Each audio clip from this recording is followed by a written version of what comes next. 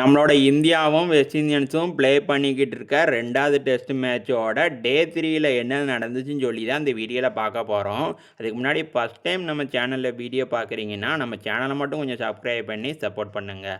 West Indians வந்து 140க்கு 4ன்னு சொல்லி டே 3 start ஆனுச்சு. நம்மளோட குல்தீப் யாதவ் வந்து வெஸ்ட் இண்டியன்ஸ் பேட்டிங்கை முடிச்சு விட்டாருன்னே சொல்லணும். டே 2ல் ஒரு விக்கெட் எடுத்திருந்தார். டே 3ல் டோட்டலாக 4 விக்கெட் எடுத்து 82 ரன் கொடுத்து 5 விக்கெட் எடுத்து இது வந்து அவரோட 3வது 5 ஃபேருங்க டெஸ்ட் கிரிக்கெட்டில். வெஸ்ட் இண்டியன்ஸ் வந்து 248 ரனில் ஆல் அவுட் ஆகிட்டாங்க. வெஸ்ட் இண்டியன்ஸுக்கு வந்து ஃபாலோவானை வந்து அவாய்ட் பண்ணதுக்கு 320 ரன்னு கிட்ட வந்து ஸ்கோர் பண்ணணும். ஆனால் அவங்களால 248 ரன் தான் அடிக்க முடிஞ்சிச்சு. இந்தியா ஃபாலோவான் கொடுத்து வெஸ்ட் இண்டியன்ஸை திருப்பியும் பேட்டிங் பிடிக்க சொல்லிட்டாங்க. வெஸ்ட் இண்டியன்ஸ் வந்து செகண்ட் இன்னிங்ஸில் இந்த மாதிரி ஒரு பேட்டிங் ஆடுவாங்கன்னு சொல்லி யாருமே எதிர்பார்க்கலங்க. இயர்லியாக 2 விக்கெட்டை லூஸ் பண்ணிட்டாங்க.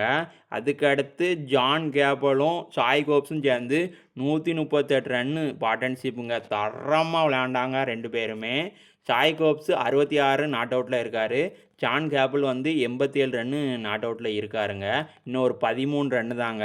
அவரோட first test 100 I think tomorrow வந்து கம்ப்ளீட் பண்ணிடுவார்.